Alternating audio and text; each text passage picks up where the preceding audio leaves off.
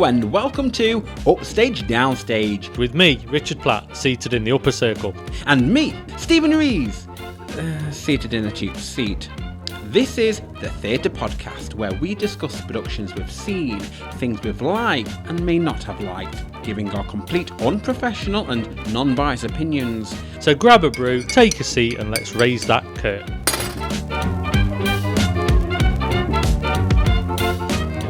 On today's episode, we'll be discussing The Wicked Lady. We saw this national touring production at Theatre Royal Nottingham on the 24th of September 2022. Following sold-out performances in Birmingham last year, The Wicked Lady now embarks on its first national tour. So Richard, what's it all about? The chilling disappearance of a young child leads Alice Beaumont being thrown into this isolated place. Shrouded in secrecy and troubled by rumours of a ghostly past, crying winds of this terrifying ghost story become even more haunting when Alice finds herself trapped in the undeniable feeling that she is almost certainly never alone. But first, our post-show opinion! There was more screaming and ice cream. Good God, why? Just no. So with all that said, let's set the scene. Richard, let's get into this, shall we? We're talking about The Wicked Lady. Now, would you like to describe to our listening viewers the set? Do I have to? Oh no. Tell me about it. Well, take the dust sheets off as much as you want to. No, they left the dust sheets on. Well, that's the set. The end. Oh, she's started. There we go. No, set the scene. Set the scene. As best you can. We haven't even got to the acting yet. Just you know. All I can say is this is set. Well, the set can only be described as not even amateur. Oh, we're going there already. I've seen a lot of productions, and I've seen amateur performers and amateur production companies do a far better job than this. I think it was the great big dust sheets on the back. That sort of. Well, what you saw was basically one door with a gate latch on it and two twigs of a tree that were on the edges of the flats, and a big draped piece of hessian that, as we've said, the dust sheets. You had a desk and some boxes with files in on the front. So I think they were trying to make it look like a modern day apartment, but because of the set imposing behind, it did nothing to set that at all. Had it been a blank scene, it could have been a black yeah. front just to hide the house that was going to be exposed later. It felt like we just had the cheap version. Yeah. And it felt cheap from the start. Which is odd because the reason why we went to see this is because we initially thought it had good reviews. Yeah. 5 stars, 4 stars. We'll be calling them out later. Yeah. And it was just advertised everywhere. And because it was at the Theatre Royal Nottingham, I thought, okay, this is going to be spooky. You've got to have some level of credibility to do a production in Theatre Royal in Nottingham. And take one look at the set and it's like, wow, cheap thrills. Well, even the wood effect was just that. It was worse than changing rooms and Lawrence Llewellyn-Bone getting out his rags and making some wood effect walls. It just felt wrong. Yeah, they should have hired Linda Barker in there to just whiz it up a bit just as well. use real wood. But the thing is, I don't suppose the wood for the actual door entrance bothered me so much. It was just, what are they hiding? Where I just felt setting the scene, it was just a bit naff. I felt for the ticket price that door shouldn't have been seen until later on, because that door was very much used throughout the old house scenes, not in the present day. And I think it definitely wasn't a revealing set where everything happened throughout the production. Yeah. You already knew where this was going. Well, the trouble is, it's an iconic door in terms of the style of it, but it doubled up for other locations as well, which didn't work. No. Well, we started off on a negative already. It can only go up. No, it's going to one other thing to mention, the actual set was built up probably 3 foot off the actual stage level. Yeah. Which we thought, okay, so there might be some entrances underneath, or they needed a trapdoor, and it's a horror. It's supposed to be like a horror play. So because it's a touring production, not all trapdoors on all stages are in the same places, so they need to build a raised stage to give them that. That's if it was used. However, because of one side of the wall near the door, it was done in stones, it had that stone cladding or whatever. Wallpaper. Now, they could have pretty much had that over the front, so it looked They like could have, a stone walls. Stone wall, yeah. For They could- later on when they were outside. They could the have mirrored set. that, and they just, I think on the they made some hill. decisions, shall we say, and they were the wrong ones. I think we made some wrong ones coming to see this show. Oh, anyway, let's not go into that. That's later. So, on a positive note, what do you think about the direction? Questionable. I said positive note. Well, it's questionable. Okay, I'll It ride was- with that one I mean, then. there was movement on stage, so they took probably direction, and this is where I'm probably going with this. It's very difficult to distinguish acting direction and direction Es- because of a director. Especially in this production. Oh, it was. Oh, I don't want to say amateur in that sense because I've seen quite a lot of Yeah. great amateur productions exactly. because people really care. They like it. They invest their time. I suppose like ourselves in some instances, but this I expected a hell of a lot more. I think it felt more being professional. textbook than it was like. No. I tell you, it's not textbook. This is drama student. Yeah. This is like year one Yeah, of exactly. how not to do a play. It's like foundation level, and Yeah. it was something we'd put on in a tiny little theatre, and everybody had clapped because it was on for half an hour, and they and did a Nursery's good job. nativity play could do bloody better staging. They could have, and I mean, you've had more entertainment. Oh, God.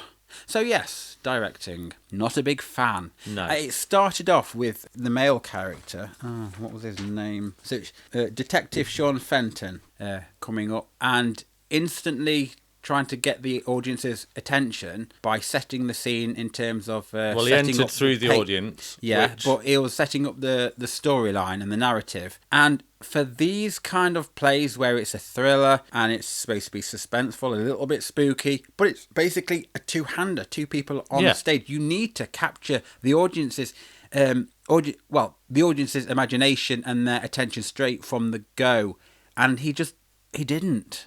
No. However, throughout it, the whole directing thing was just lackluster. It was just terrible. Like, again, this could be down to the actors, but there's an awful lot of standing around with my hands in my pocket acting, and then when I'm using the phone, I'll lift it up really high to answer the phone, so it's Yeah. really obvious. It was And then just moving around. So as if It was 2 all weeks too apart cliche. still, wasn't it? It was all too obvious acting. There was a lot of, it was like overacting in the wrong places. And underacting and a lot more. Yeah, exactly. And I think that, There was no depth. This just comes down to the script. well, it does. But I think directing wise, there was a lot of things where they'd probably seen other things that were good, or they'd thought about entrances and this, that, and the other, and Yeah. they took reference from other things, but just not created the suspense. But do you think it was references from films? Yeah, And they tried to I do. replicate, I do. emulate that on the stage. Yeah. And unless you know stagecraft, It it's doesn't not going to work. work. Because you can have all the tools in the toolbox to make it spooky with like sound effects, the lighting, Yeah. the trapdoors, the Doesn't matter what you throw at it. Yeah.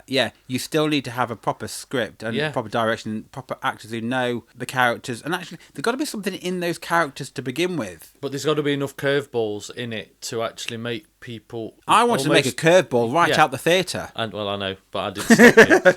Oh, and what about the bit when did the detective inspector get possessed? I'm not quite sure. But we're getting that's later down the performance. I mean, one thing Yeah, I but will that's direct. say Oh, okay, yeah. is, I suppose one thing we need to talk about now is it was announced that when we sat in the audience, we were told that we weren't allowed, if we left the room, that's right. we weren't allowed to come back until after the interval, and also, please don't discuss all the special effects and things that happen in the production. Yeah, don't give spoilers away. And all I can say is I won't, because there wasn't a lot to talk about. Well, you can understand why they didn't want anybody to speak. Yeah, Because they didn't want Totally. anybody like saying how bad it was. I know. And they certainly, they didn't want anybody to come back in again. Do they really think some people I mean, would? to be fair, I don't know what they did, of course, because it made it sound like if they came back, they were going to disturb the performance. It was that good. It needed And disturbing. we needed that. It was there was nothing.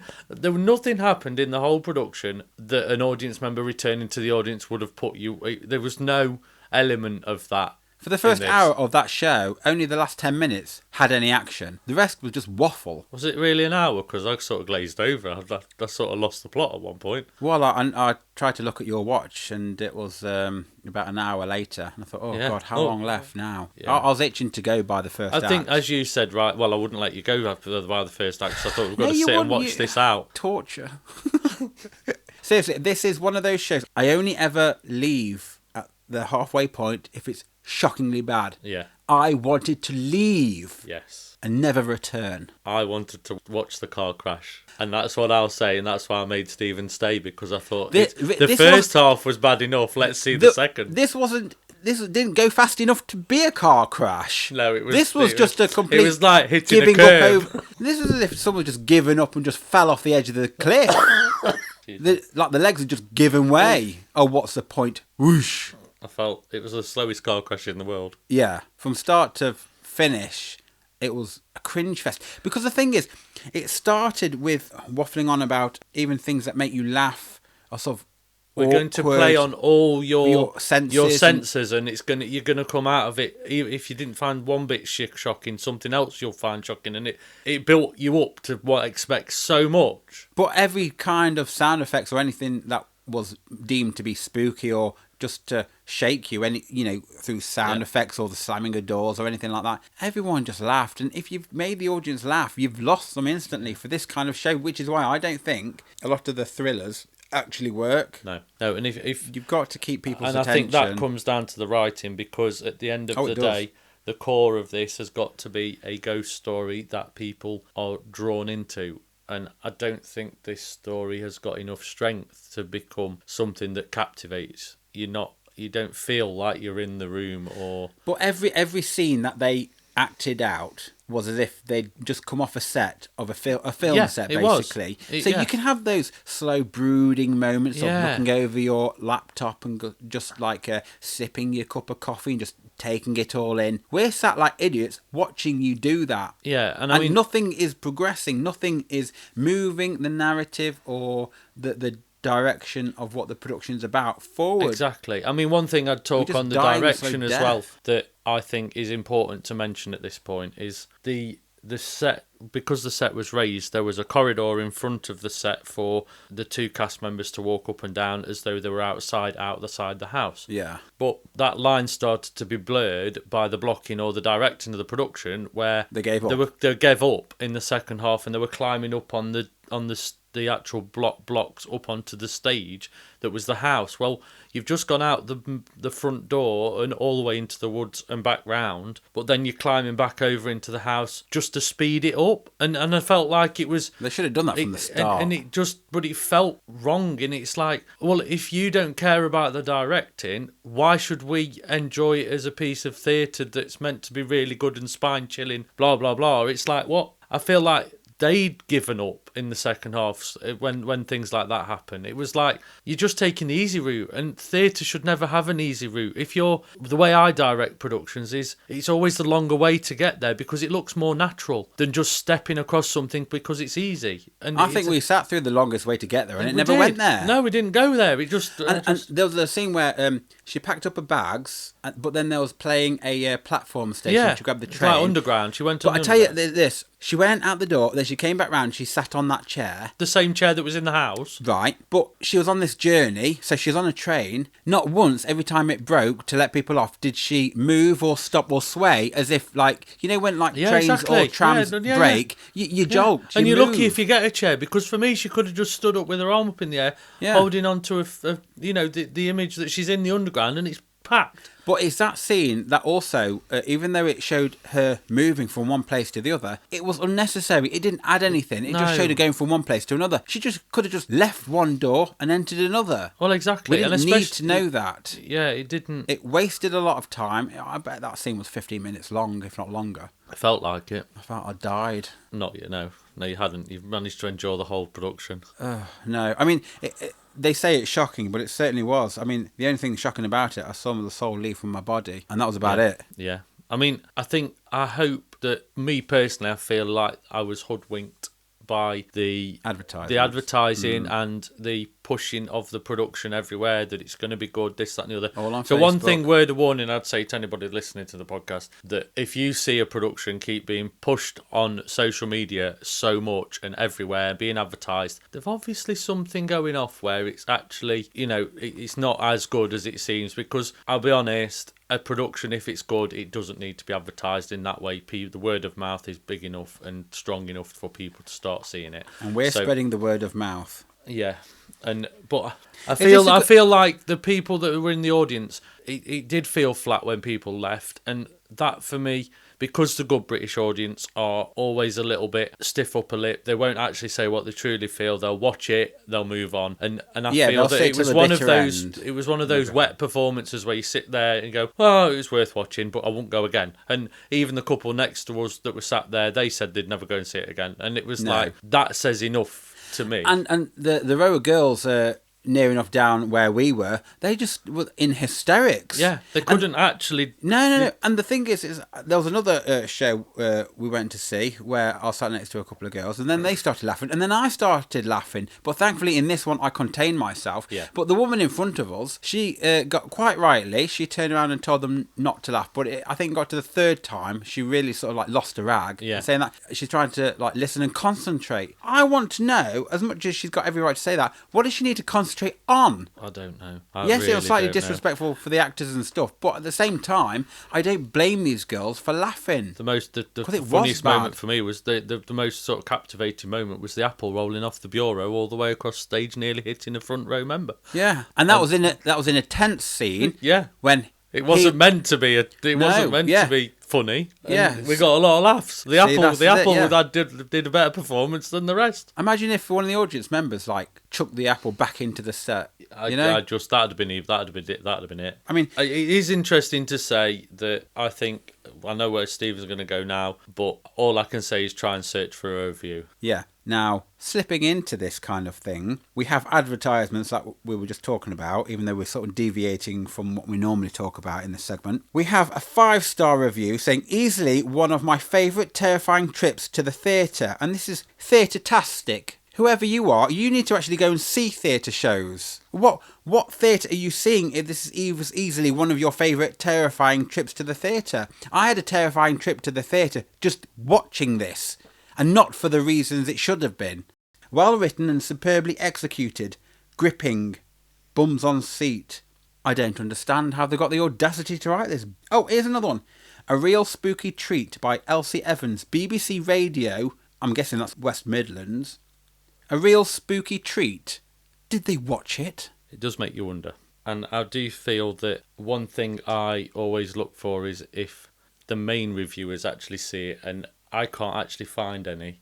And I've done a lot of searching over the last couple of days, and that says a lot that it's either they have reviewed it and have asked for the reviews to be removed, or they're not sharing those or not wanting those to be out there because They're in a shadow way, banning the bad ones, aren't they? yeah, I think it's not just that. I think the to some extent, fair enough. You've probably got a lot of monetary commitment to do this production, so they've got to flog the dead horse because, oh sorry, the horse was in the toy horse was in the actual stage, but that will come down in a bit. They've not flogged the horse. They've really butchered it. But they've obviously got a commitment where they've got to put it on. They've got to save face, and they've got to pull the production off for the whole of the tour. And how can they green I just light? want to know how it's workshopped and how it's got to this stage where it's been let run. Yeah. I mean, from a theatre company production, from a theatre company perspective,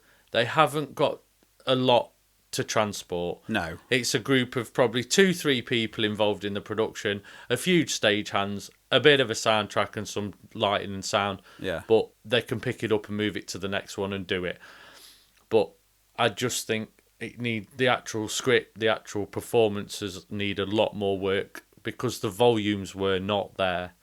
But there was as for the script, like who actually greenlit this? Exactly. The budget for this script, and they've got for to have read me, the script to begin with. I don't want to discredit actors that have acted in other productions, but the problem is if they're tied to this production now, they haven't got a way out. No. And they'll be contracted to perform till the end. Yeah. And it's just very sad that that doesn't give them carte blanche to not give a good performance. But still. maybe they've never been picked up on it, like you said about directing. Well, if all they're going to get is 5 and 4-star reviews, then is it any wonder that they're not going to listen to? Exactly, yeah, else, but have they though? Have they aware of that? And that's what I mean. They're only showing because let's face it, a theatre production, I'd only share the good reviews, not the bad. But because if you're so early on the tour and you've got to tour it around the country, you're not gonna say it's shit, so don't buy a ticket. They need to listen to Upstage, Downstage. I'll critique them. I don't mind giving my tuppence worth. Do I mean tuppence? Or is that something else? I mean, they can have that as well if they want. I can give 2 pennies and a tuppence. But here's another one. The perfect post-pandemic production. So we've just come from a pandemic, and the best production they can think of putting on is a murder mystery where you go, the psycho kills someone. You're giving away the plot, Stephen. Did you spot a plot? It's not something I haven't seen before in an episode of Heartbeat. It did feel like Midsummer Murders, to be fair. Worse than that, at least that's cosy. Yeah, that they got a plot and a story. Not a show for the faint-hearted. My really? And here's another one, 4-star review. A wonderfully engaging and immersive horror play, a must-see. No, it was not wonderfully engaging, nor was it immersive horror play, and it certainly isn't a must-see. Who are these people that write this? These are just like nonsense quotes. They don't mean anything. Not a show for the faint-hearted. No, I think there's just a lot of bad choices all the way along the way. And I think that shows that I think you can try and be like really scary things. You can try and be the Lady in Black. You can try and be this, that and the other. But if you can't, if the production doesn't stand up on its own and... Yeah, if you can't execute it well, execute it full stop. Let's talk about the writing then. Perhaps we could be less about this then. Hold my coat. I think, what can I say about the writing? It's all... I mean, one review I did find... Oh. That was a poor review as well, which actually is quite nice to read because you think it's not just me that think it's not good. Richard, everybody in that theatre was bored to bits. It was just, but what I mean is, I think not every theatre goer is experienced or attentive like we may be when we watch something. Yeah, they're not going to be as harsh or No. honest, shall we say? I'm going to say honest rather than harsh, but I think that from the writing perspective, it felt like a GCSE production, and that's what it was mentioned, and it sort of summed it up. It was like it would be good if you were doing it in drama for GCSE level, but not to this level. I felt like there was a lot too many pauses. There was too much. They probably thought by doing the pauses and doing the stops and starts that the drama would build and the suspense would build. But actually, what happened? It just felt flat because there was no there was no pace in the production. Which then, if you've written something good, you still need pace, even if it's meant to be something suspenseful. It's a simple thing called stagecraft. It is. Yeah, you exactly. need to know how to write a stage play. Know what works, what doesn't. It's a bit like knowing the space that you can use. It's a bit like some of the scripts that were a few years ago. We explored some scripts that we were given to do new writing pieces, and some of them were written for the TV or for film or shows. Yeah. And they just would not have worked on stage. Some of them would not have translated because there was probably 20 scenes in a 5-minute piece, and that just wouldn't work in the same way on stage as it does on screen. You know, you can't do that. Also, if you're going to be like a clever scriptwriter, or at least challenge yourself, if you need to get a character from A to B, instead of just going through the motions of showing the journey, like going on the train and then hopping off, how do you, in that scene, to keep the suspense and to keep the action going, how can you convey that you've moved places, moved set, moved not just like physically but emotionally, or you've adapted? You know, that's all down to the words you use and how you write it and how you build up that scene from start to finish. But not only that, it's advancing it. Yeah. But a lot of these scenes, they didn't advance the plot. But it was repetitious. Yeah, and it's writing in the misdirects and the red herrings and things. That especially for these kind of... Yeah, in this you need that. You need to unnerve people by just dropping little droplets of something, and it makes you question what's going off because you can't actually work it out. And I think that's what there was none of that. Yeah. There was no everything became predictable. Yeah. You know, down to some of the entrances and things, you could see the cracks on the doors where you knew something was going to come out of it. And there was a scene where they used a lot of black light because the woman's name was on the wall, written in blood, what it was meant to be. Yeah. But because the lighting was not great. You could read it before you saw it. I could read Alice on the wall before it actually showed up, and it was like you already know that's going to happen at some point. So it's that sleight of hand magician's trick. That's the difference between film and stage and TV and stage. You can blur the lines in that way, because you can misdirect. Whereas you've got to work harder on theatre stage because people can see it physically. And also talk about like the theatre stage. It comes hand in hand with writing the script. So of course it does. If there's something written in the script, you need to understand that script and abide by it. So in one particular scene, they were saying that the 6-year-old girl, was it Alice? Yeah. No, she was Alice. No, that was a Alice woman. So Sally, was it? Sarah.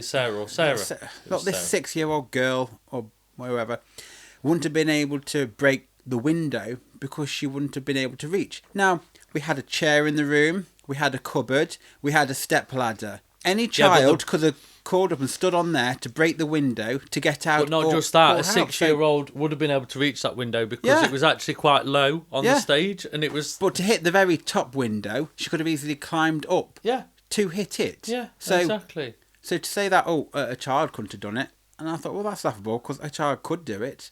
And let me just talk about one thing before we go anywhere else. Oh, go on then. The fireplace. Oh, for sake. Yeah, go on then. When you see the set that was meant to be kept quiet, but it was unimpressive when we saw it. Yes, because it was hidden behind the dust sheets. It was pulled back for when she moved to this spooky house. The fireplace came out about, I'd say, 6 foot from the... But we had a flat wall at the back, then a 6 foot... That's never 6 foot. Well, 4.5 metre out sizes. Surely. No, it was bigger than that. It was like she stood on it, and there was plenty of room. About 6 foot, but the actual fireplace came out right out into the stage area. Let me just say one thing: there was no chimney breast, so I don't know where the smoke was going.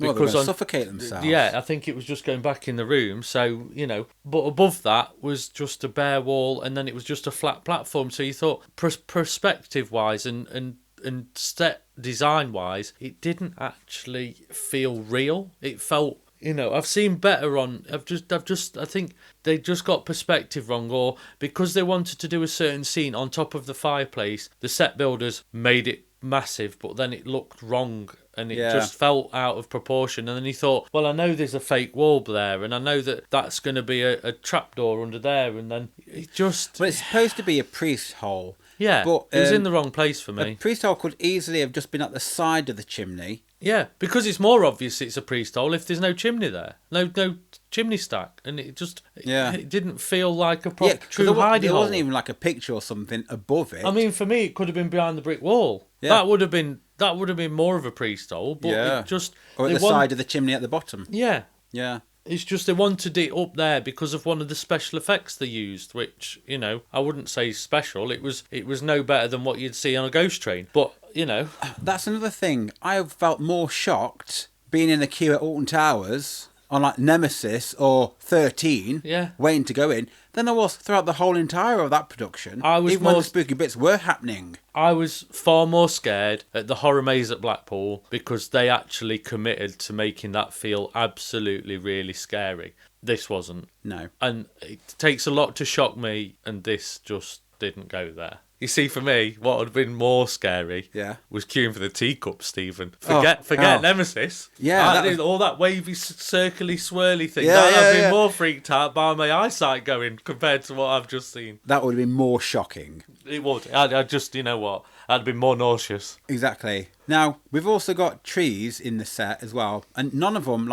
moved. No. I would have expected, the bit of a branch over the set. If that would have, just dropped a bit, as if it was come crashing in or something, that would have been, a bit more spooky. But they just stood there doing nothing. They might have just not bothered. Even if they had a black wire on it and were pulling at it from the back just a little bit, just when the thunder was happening and the lightning was happening and the rain happened. I think this is a point where everything's got to happen, and a lot of it didn't. No. And I know we've just talked about the set again, and we were talking about the writing, but I think you can guess from our dulcet tones here that we're not overly impressed with the writing or anything so far. So, do you know what we're here for? We're here for the drama. Let's talk now about the acting. Nikki Davey, I felt, gave an average performance. Yeah. She held it, but I think she might have been probably more used to doing film acting than I think maybe stage work. Yeah, I think I don't get the impression that she's done great lot of.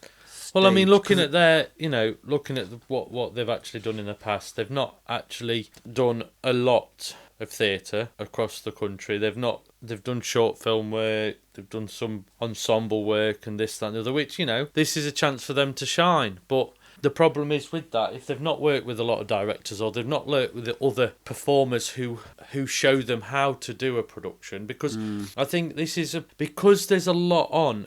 It's a two-handed piece of theatre, and you've got to be really good to captivate an audience. I've seen quite a few things with one-handers, two-handers, like we saw Harpy, I've seen Tell Me on a Sunday, which is a completely acted by one person throughout. Ladies of Letters. Another example.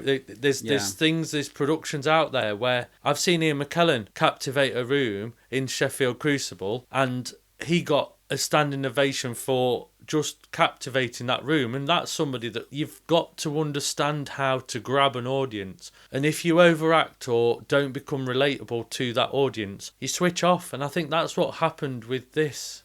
You'd almost give up the minute they started. And I think that, and it's not, I just think it's experience as actors that they need more, because if they've got a bad director or somebody that directs them hoping they'll do that for them, that director ain't going to direct them out of this play. No, but what I mean is if they've not had the experience over other directors or other things or other productions, they need to know how to bring the characters from the page and not rely on just movement by the director. No, and it's not always about volume, even though volume wasn't great. It wasn't always about it, but you can come across as almost condescending to an audience, and I think you're not grabbed, you're not drawn in. I've seen productions in small little venues where it's just one person on stage, and you that hour you've lost, and you've just loved every minute of it. It is stage presence and having that gravitas on stage, and whether they could have it, I don't know, but this just felt like at the very beginning of their careers. Yeah, fine, everyone's got to start somewhere, I get that, but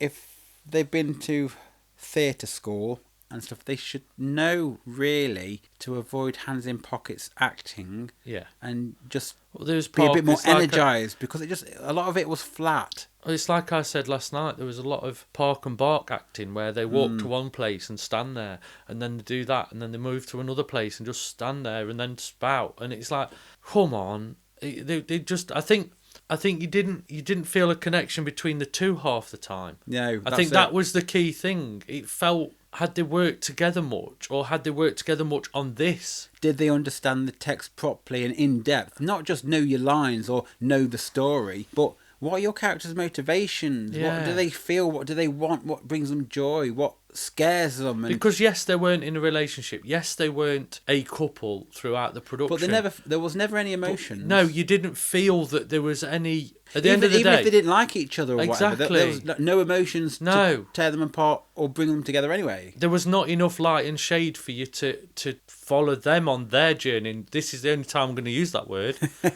because it was a very weak journey. Yeah, it was. I feel sorry that I have to actually give a bad review and actually give my honest opinion, because not like they'll probably listen to this anyway. Who am I? However, if people are going to tell you what you want to hear, how are you ever going to progress and learn and know things if you don't take on the chin things that you don't want to hear but might benefit you more? I've had to in life. Yeah, exactly. The amount of rejects and saying how crap I am at all this other stuff, it's it pushes you to know what you're talking about and to do better. And I think also we were built up so much before this production of how good it is, how this and how that, and then even the announcements at the start, it's like preparing you for something that you're going to go out almost white after you've seen it, and you're just going to be really shocked and not know what to talk about, and it just didn't give you that. But you were built up so much, and I think that was a failing by them to build you up to that level. Yeah. Because all you did was we were underwhelmed, because you were fueled by, it's going to be really good. I'm going to go out. I'm going to be shocked, and I'm going to be screaming when I walk out, not going to be able to drive home properly, because there was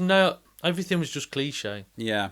overestimated their abilities. But I think maybe it was also the actors, maybe they weren't supported a great deal in terms of how other production companies handle their actors. And that's where I'm going with it. It's like there was... Because at the end of the day, they know how to perform, they've got the confidence, they can stand on the set, they don't bump into the furniture and stuff, they can remember their lines and then they can deliver them. So they're pretty much 90% there as an actor. Yeah, exactly. It's just going that extra step forward to bring in what's on the page to reality. To the stage, yeah. And I think also, were they surrounded by people that told them it was brilliant all the time and said it was amazing and they didn't need to change anything and this, that, and the other. Did they actually get any test audiences in? Because when you're doing a toured production, you want it to be right. And I certainly would make sure if it was something like that and that big, I'd have some... I'd make sure that it would work before committing to advertising it across the country, because all you're doing is giving a bad name to the company afterwards, because people won't go back if they see a production with that name. Yeah. You're very reluctant to see something else that they've done because you're thinking, I've seen far better amateur performances than I've seen with this, you know. See, if I had their budget and stuff, I would have done what I do normally, like put a play on to like a local audience, get their reactions, and work out, tweak the script, which I have done on many occasions. Just add bits, take things away. Where did it work? Where did it fall flat? Because sometimes you can be in your head as a writer and you're not quite sure if it'll work, if it won't. Have a missed a storyline, or is there something like foreshadowing? Should I put that in, or whatever you're doing? And I think had it have just been put to an audience and got a proper feedback, and actually one of them to sit and watch it as a critical thinker, am I bored or am I just excited because it's my work on there? Exactly. I feel like it was researched and written in isolation from theatre productions. Yeah. I feel like, because technically it's got the makings of what could be something scary if they'd have spent time watching other productions. But not copying, but taking reference from how an audience reacts or how an audience this, that and other, because they only have to watch something like Derren Brown and the way he can control an entire audience. That's, again, it's one-man performance. It's not. It's all done with trickery and mind-bending things, but it's all old Victorian mind games that they play with an audience. I felt like we were going to expect something in those lines, and it just felt linear and flat compared to something that you'd leave almost, you know, I mean, let's face it, Derren Brown did one performance where made everybody forgot what they'd seen when they walked out the room. To go, that's the level you were expecting, because they built you up to, like, you're not going to want to... I've not forgot how bad this was. However, what I would say is you don't just necessarily have to take from your... subject matter that you're writing. Exactly. You could watch a musical. Exactly. You could see, because they're all more timed to beats, on, off, quick changes. You can adapt those little things. Of course How you do can. they wheel that on? How do they get off? How can they change within the scene? You apply those and all that stagecraft to what you want to achieve on set. And I felt like they did it away from all that. It's like it felt like the production was set on, there was something that was done in a small community theatre or community room that was like, oh, we can just expand it to a bigger theatre, but it doesn't work, you know, because that back row's right up at the top, hidden out of the way.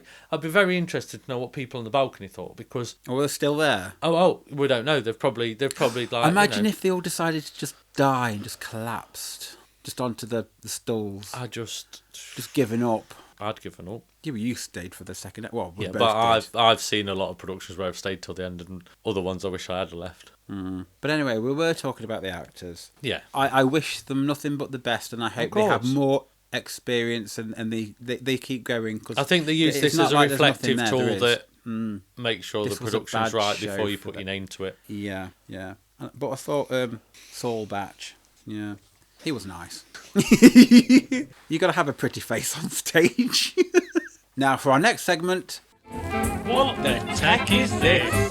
Go on then, Richard. Floor me with your knowledge. And that's it. Well, all I can say is, as I said earlier, when we were told that there's spine-chilling special effects and things we can't talk about, there's not much to say, because I don't think I've seen any special effects or anything that particularly wowed me, and a lot of the recordings were very questionable. I don't know what they recorded them on. Sounded like an iPhone.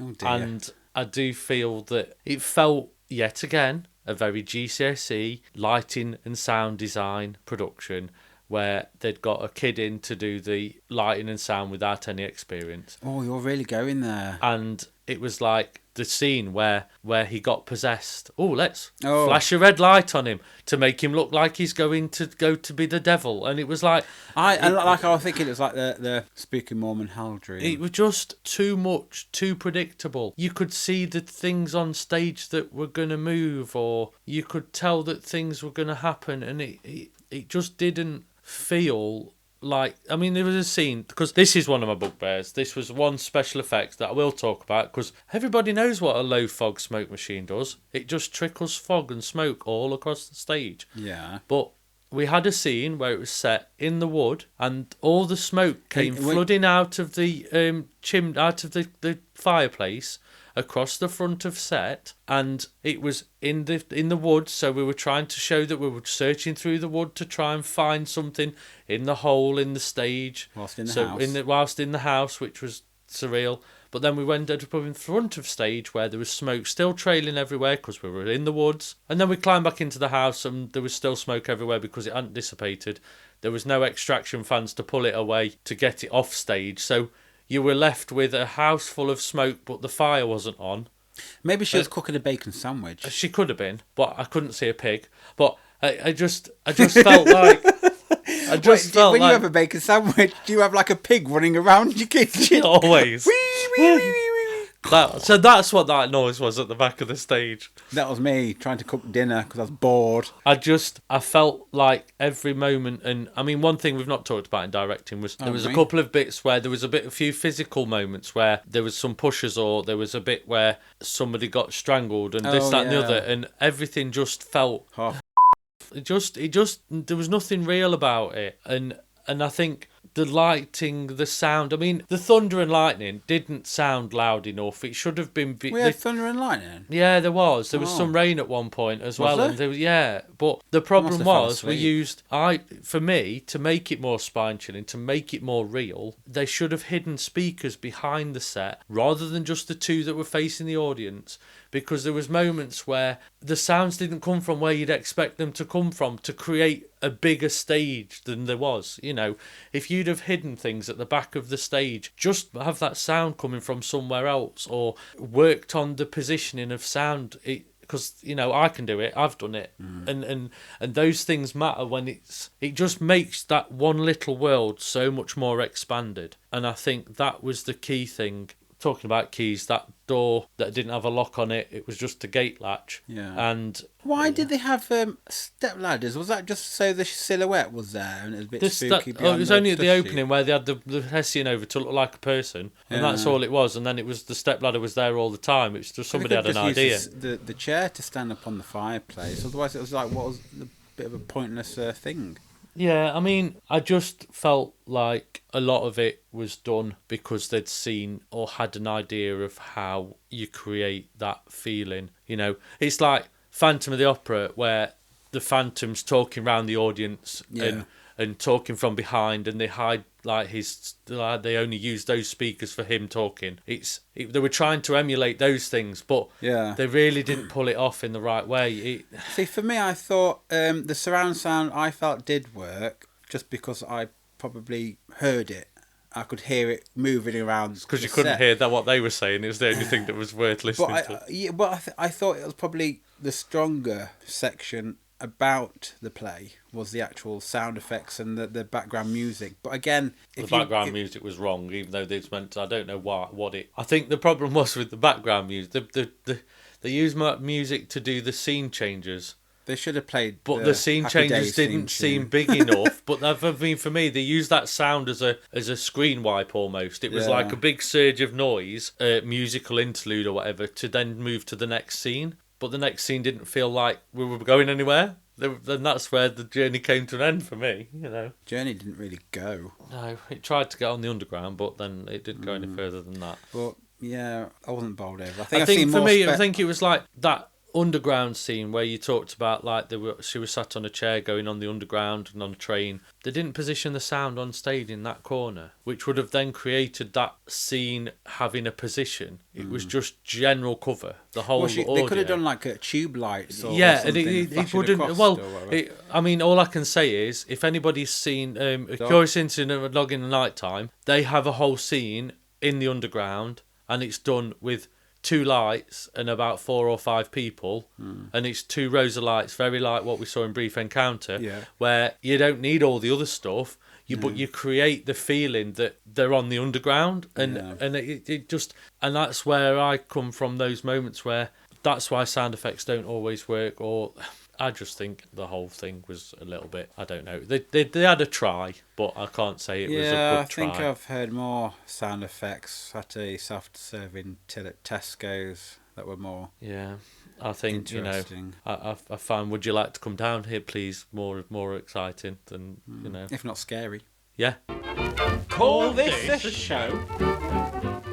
Richard, in our review, which part would you like to go back to? I'd like to go back to taking my shoes off before I left the house and losing the key, so I couldn't actually get out of the house before I picked you up. For me, I'd like to go back about a week and not click confirm for buying the tickets.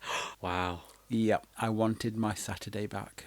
Well, I'm afraid that's not going to happen. No, but we've got a good podcast out of it. Yeah, I think we have. There are silver linings in all of this. And we say this in humility and love. So, Richard, scores for The Wicked Lady, please. With 10 being a spine-chilling theatrical experience and 1 being a spine-numbing, tedious nightmare. What are you going to give it? This is going to be a first. It's my first 0 out of 10. Oh, no. You nicked that from me. Go on then. So, Stephen, what's your scores for this production? Now, Richard, I am glad you asked me this. A big fat 0. Really? Really? Wow. Can you match it? How good is that? So, what sound effect will you be choosing from the following? A complete train wreck? Tumbleweed? An audible shrug of the shoulders? A slow clap? A pleasant applause? Or a standing ovation? What will it be? It can only be the one and only. I'm pressing that button. It's a train wreck. I want us to have a new sound effect. Really? Yes. Is it just for this production? Just for this production or any production that ends up like this. Saving it for a special occasion? Yes. The dead heartbeat. Wow. You mean you flatlined? I flatlined. Wow. Absolutely. I sat through the second act of Red Ellen. Yeah, you did well with that one. And that was a long and show. And you didn't want to leave that time. No, I thought it would get better. How wrong was I? And this one, I knew it wouldn't get better. How right was I? And you were made to sit through it. I was bloody made. Yes, it was my fault. And I was glad I left. So there we are. That's our discussion of The Wicked Lady. We hope you found it insightful. If not, entertaining. Coming up over the next few episodes, we will be discussing Mousetrap, The Best Exotic Marigold Hotel, and Dreamgirls. That's it for this week, folks. If you'd like to drop us a message, please email us at upstagedowstagepod@gmail.com. Remember, you can always join in the chat to share with us your views on a production. Also, make sure to like and subscribe to our channel so you get every episode the second it's released. And we hope you join us again for another instalment of Upstage Downstage.